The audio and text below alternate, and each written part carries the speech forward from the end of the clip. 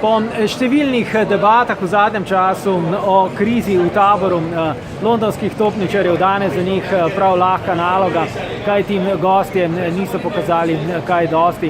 Arsenal je z zgodnjim vodstvom potrdil totalno kontrolo nad tekmom, 2 gola je zabil Danny Welbeck, enega pa Alexandre Lacazette in Arsenal je dejansko tudi do konca, pa čeravno le z 10-terico, poškodoval se je tudi rezervist Coquelin, torej je tekmo pripeljal zelo mirno do konca in sporočilo, ki ga imajo topničarji za svoje navijače danes je: nikar ne skrbite, z nami je vse v redu.